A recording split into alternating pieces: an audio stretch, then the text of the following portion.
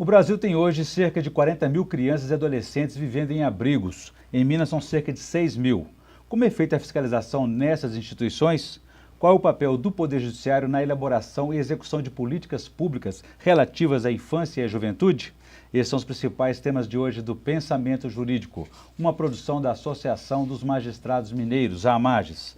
Para falar sobre o assunto, nós vamos conversar com o desembargador Wagner Wilson Ferreira, que é o responsável pela Coordenadoria da Infância e Juventude do Tribunal de Justiça de Minas Gerais. Ele é magistrado há 28 anos e já passou por 4 comarcas: Passatempo, Prata, Passos e Belo Horizonte, onde está há 19 anos, dos quais 8 como desembargador. Doutor Wagner, obrigado pela presença, é um prazer recebê-lo aqui no Pensamento Jurídico. Iniciando o nosso debate aqui, gostaria de lembrá-lo que nós não teremos o quadro Pensamento Universitário, em que estudantes de faculdade de Direito me ajudariam a entrevistá-lo. Eles estão no recesso aí por conta do evento mundial da Copa do Mundo, não é isso? Mas teremos o quadro Pensamento Literário, em que o senhor fará indicações de leitura para os nossos telespectadores no terceiro bloco. Pois bem, voltando ao nosso tema de hoje aqui, gostaria de saber do senhor qual que é a realidade hoje da infância e juventude no Brasil e Minas Gerais, pela ótica do Judiciário. Orion, na verdade, o que acontece é o seguinte, o nosso saudoso Herbert de Souza, o Betinho, dizia que a criança é o princípio sem fim, mas o fim da criança será o fim de todos nós. E qualquer sociedade que esquece as suas crianças, ou que relega para um segundo plano as suas crianças, ela começa a morrer como humanidade. Sem futuro, né? Sem futuro, não tem futuro. Qualquer futuro, o que se espera de um país, de uma nação, evidentemente, com a preparação dessas crianças, que vão ser o futuro dessa nação amanhã. Então, o que nós relegamos muito as nossas crianças e adolescentes, nós não cuidamos delas. A realidade das instituições de abrigo, e são várias as causas que levam uma criança a ser institucionalizada, acabam mostrando que elas ficam lá por tempo indeterminado, são arquivadas. É como se fosse uma solução. A criança vai para a instituição de abrigo e as autoridades responsáveis pelo abrigamento acabam se esquecendo dessa criança. O primeiro abandono vem com a família original. Exato. Com os pais biológicos. As causas são várias. Depois né? o poder público, depois a sociedade também acaba os esquecendo. Exatamente. E é difícil você falar de abandono de crianças num país que nós vivemos e sabemos que a família, que é a estrutura e que é a base para a formação dessa criança, acaba sendo abandonada pelo Estado.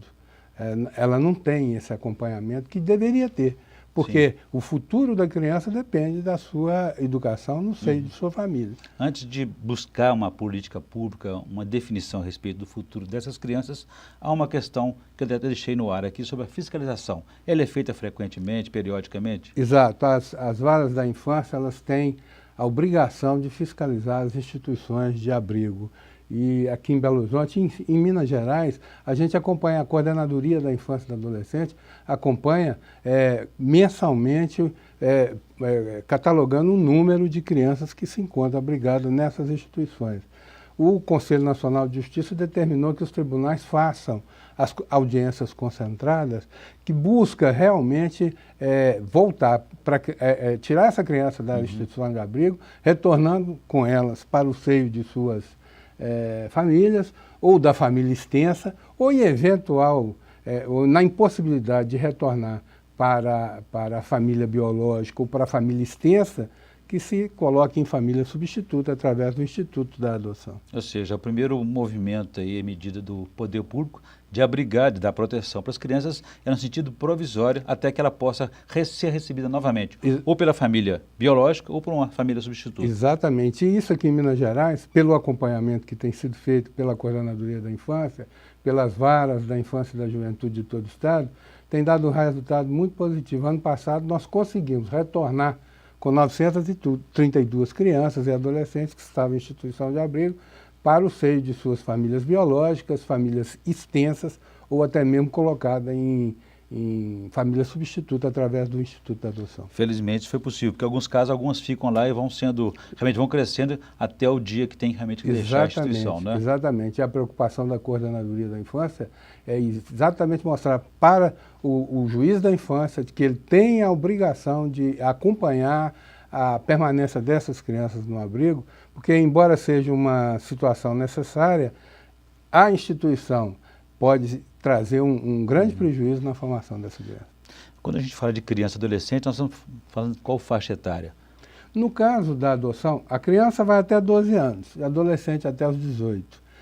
É verdade que a partir dos 12 anos, até no exterior é difícil colocar um adolescente numa família. E aí a gente tem que trabalhar a possibilidade dessa criança ou desse adolescente retornar para sua família biológica ou família extensa. Para a família biológica, acolhendo a família, amparando, trabalhando com a família para receber essas crianças de volta.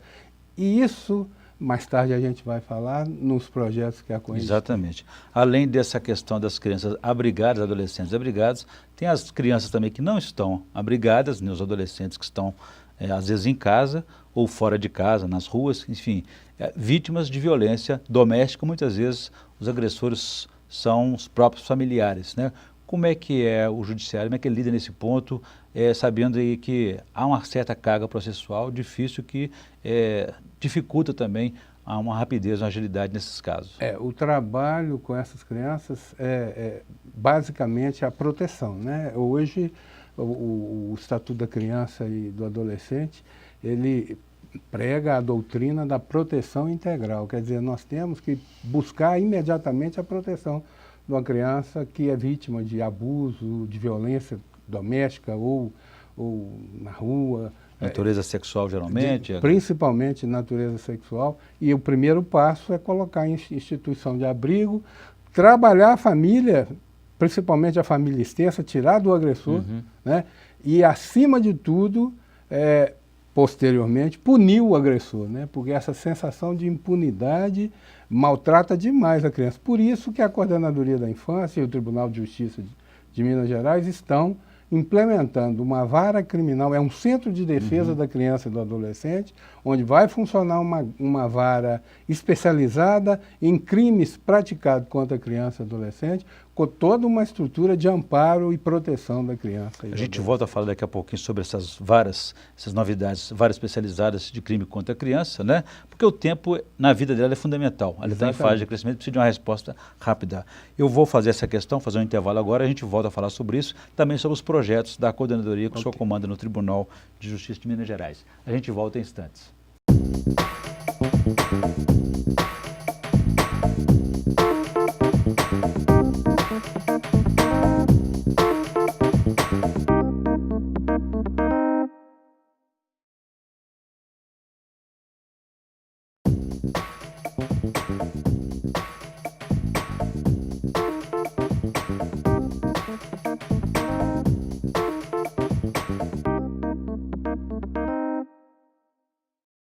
Estamos de volta com Pensamento Jurídico, uma produção da Amages. Participe de nosso programa pelo e-mail pensamento@amages.com.br, pensamento@amages.com.br. Hoje estamos discutindo a realidade social da infância e juventude na ótica do judiciário. O nosso entrevistado é o desembargador Wagner Wilson Ferreira, que é responsável pela Coordenadoria da Infância e Juventude do Tribunal de Justiça de Minas Gerais.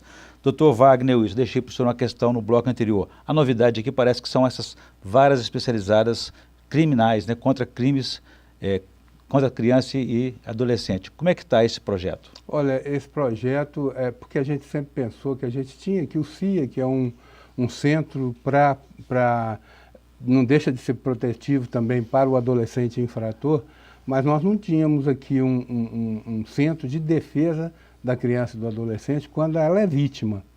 Então, normalmente, a criança, principalmente quando sofre um abuso, uma violência sexual, ela vai para o fórum e é ouvida por um juiz criminal que, como uma vara comum, não tem aquele preparo. E a criança vai sendo, principalmente a criança violentada, revitimizada várias vezes.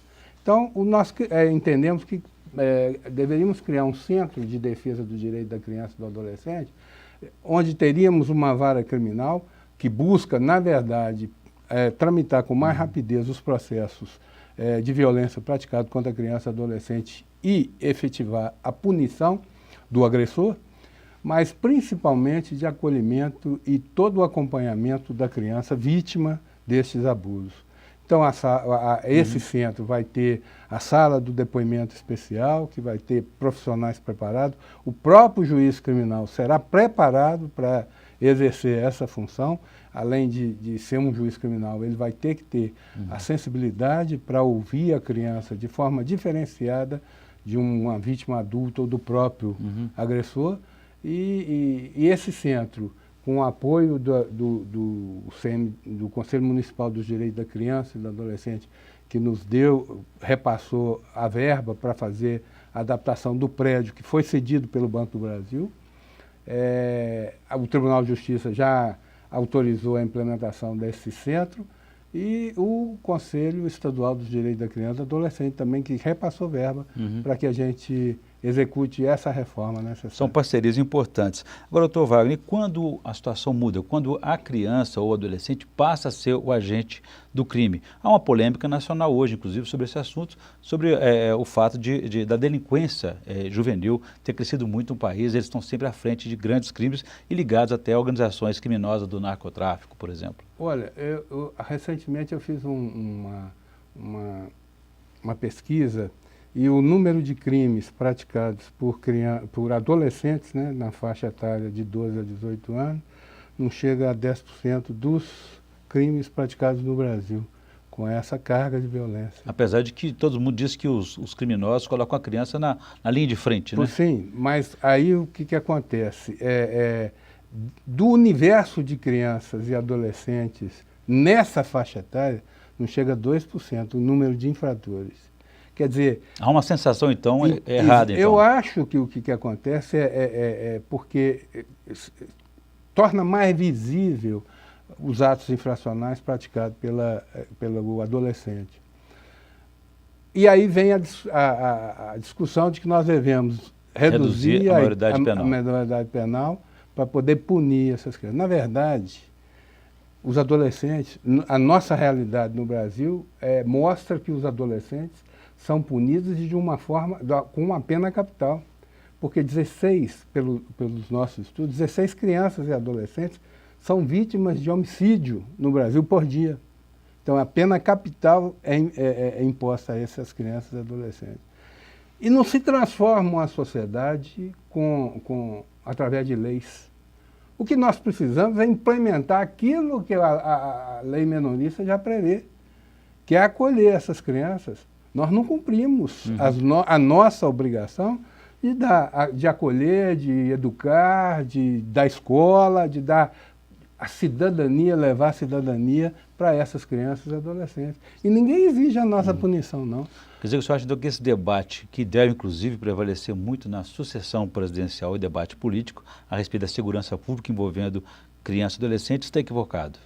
Eu acho que o que nós precisamos, é verdade que o ECA precisa de alguns ajustes. O Estatuto da Criança alguns acertos, mas é uma lei adiantadíssima.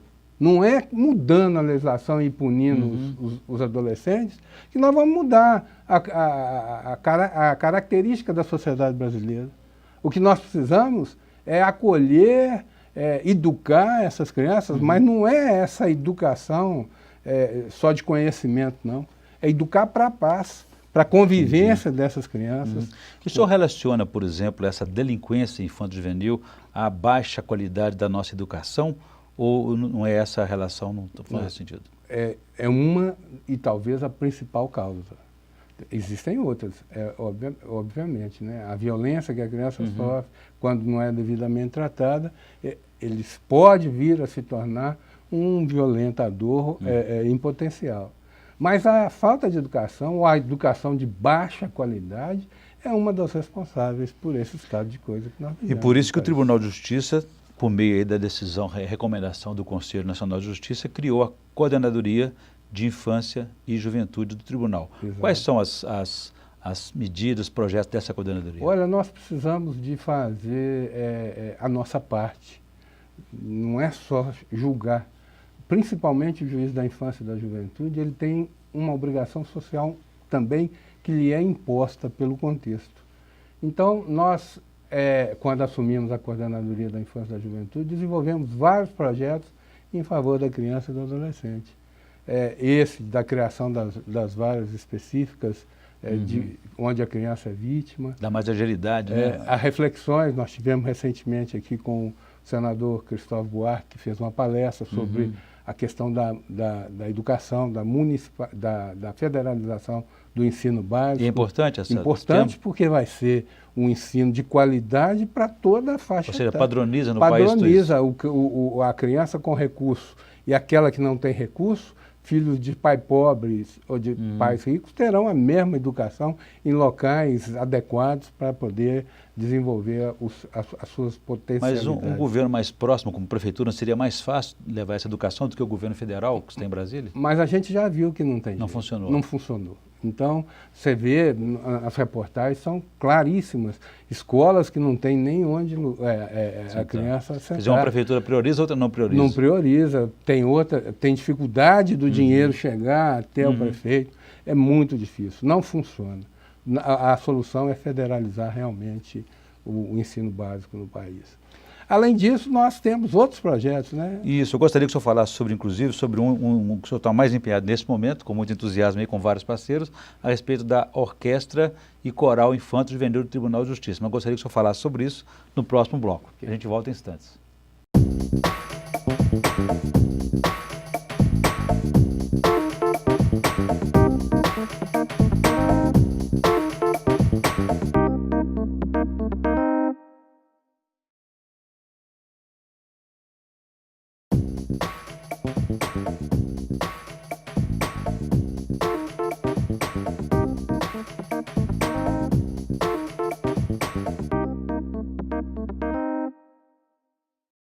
Estamos de volta com o Pensamento Jurídico, uma produção da Mages. Hoje estamos discutindo a realidade social da infância e juventude na ótica do judiciário. O nosso entrevistado é o desembargador Wagner Wilson Ferreira, que é o responsável pela coordenadoria da infância e juventude do Tribunal de Justiça de Minas Gerais. Doutor Wagner, no bloco anterior a gente estava discutindo sobre os projetos que o senhor está comandando, está coordenando com vários parceiros no Tribunal de Justiça de Minas Gerais, na coordenadoria da infância e juventude. Um deles um projeto social, está literalmente bastante aplaudido aí, que é esse da Orquestra e Coral Infanto Juvenil. Qual que é o objetivo? Como é que isso se organiza? Bom, em parceria com a Associação dos Magistrados Mineiros, com o CEVAM, com a Prefeitura Municipal de Belo Horizonte, com o Conservatório de Música, com a Asprom, com a Igreja Nossa Senhora Rainha aqui do Belvedere, o Muquifo e a Igreja do Morro, aqui de Belo Horizonte, da comunidade aqui de Belo Horizonte, nós resolvemos criar a Orquestra Infanto Juvenil. São crianças, e o coral, são crianças da comunidade e dos abrigos que estudam no Conservatório de Música da Universidade Federal de Minas Gerais. Já tem 1 ano e meio esse projeto, e os meninos estão impressionando com a qualidade da música que eles vêm executando. Isso traz um benefício muito grande, porque são crianças que estavam eternizadas na instituição de abrigo. A música, ela modifica todo o comportamento dessas crianças. Tem um papel importante nesse sentido. Um papel fundamental. E a ciência já provou que a criança que trabalha com música, ela tem uma capacidade muito maior de pensar, de raciocinar. O desenvolvimento do cérebro é muito maior do que uma outra criança que não trabalha com música. E se descobrem, de repente, que podem ser artistas Exatamente. também, né? Não é essa a nossa intenção. A nossa intenção é formar cidadão. Mas, de repente, pode surgir algum artista, né? E, em consequência disso, é impressionante. Essas crianças que não tinham a oportunidade de sair da instituição de abrigo, receberam o convite agora para se apresentar numa turnê na Europa, na Itália, em Liechtenstein, na Áustria e no Vaticano. Como é que surgiu essa proposta? Por um acaso, quando essas crianças começaram, numa das apresentações, havia um embaixador da Áustria e um compadre comunidade aqui do Morro, que tem muita relação com o pessoal da Itália, e achou interessantíssimo, não pela qualidade do que se está da música que é apresentada. Existem outras orquestras fantásticas aí há mais tempo e tudo mais. Mas é o conjunto, né? A obra social. É a obra social, é o caráter dessa obra social que levou esses organizadores, esses que fizeram o convite, ao entusiasmo e fazer esse Eles convite. tocam o que exatamente? O que eles praticam? Violino, viola, violoncelo o violoncelo, o violino, a viola e o contrabaixo acústico. Muito bem. E flauta também, flauta doce, estão tocando. Além do coral, né? Exatamente. E está sendo tão fantástico que na posse do próximo presidente, agora no dia 30 de junho, este coral se apresentará tocando o hino nacional e o hino do judiciário. Muito bacana. Eu volto a esse tema daqui a pouquinho. Gostaria que antes o senhor fizesse indicação de leitura para os nossos telespectadores no quadro Pensamento Literário, por favor.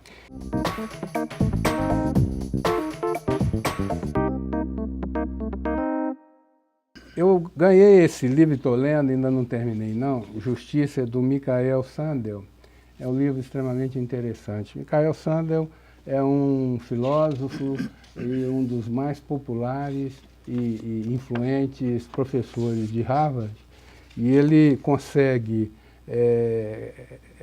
relacionar os problemas da filosofia com os assuntos do cotidiano, os assuntos comuns do cotidiano, tais como casamento entre pessoas do mesmo sexo, o suicídio assistido, o aborto, a questão dos impostos, a questão da imigração, a posição da religião na política, e ele consegue dramatizar esses assuntos de uma forma muito envolvente.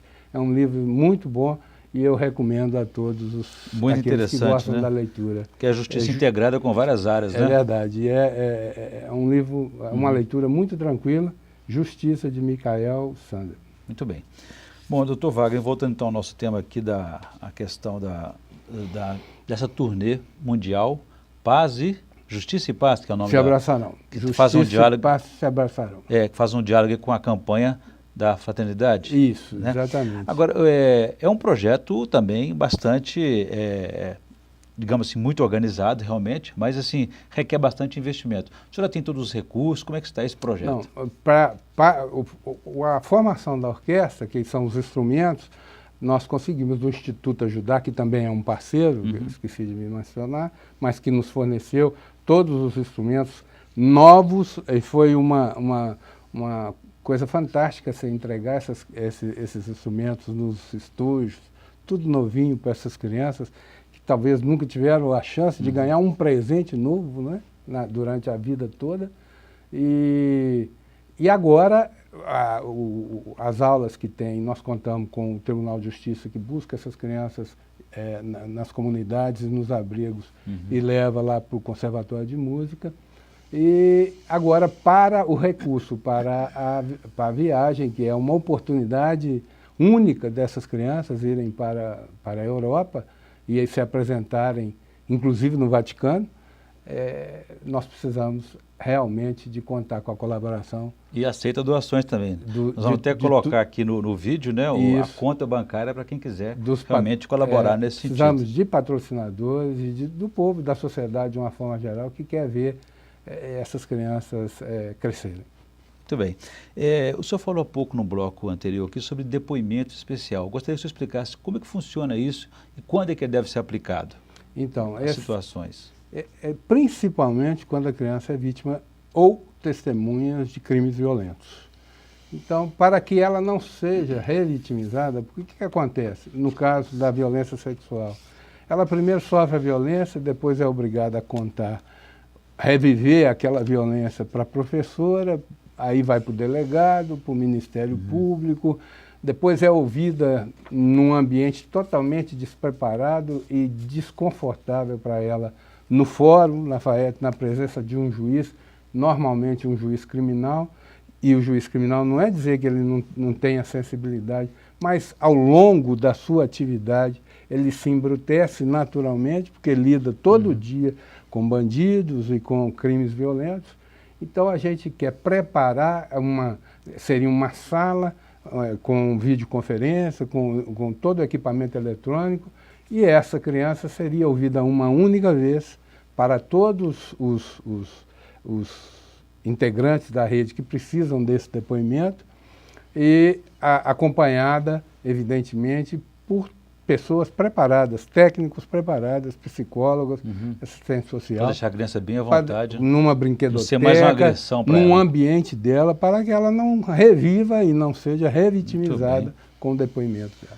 Muito bem, eu conversei aqui com o desembargador Wagner Wilson Ferreira, que é do Tribunal de Justiça de Minas Gerais, coordenador dessa Coordenadoria da Infância e Juventude, e falamos aí sobre a realidade social da infância e juventude e dos projetos que ele está coordenando nessa área. São vários projetos, a gente poderia falar mais um bloco inteiro aqui sobre os outros projetos, mas fica para uma outra ocasião. Obrigado pela entrevista, foi um prazer recebê-lo aqui. Eu que agradeço a oportunidade, muito obrigado a todos. Muito obrigado. Bom, nós ficamos por aqui, se você quiser participar, escreva para pensamento@amages.com.br, pensamento@amages.com.br. Obrigado e até a próxima.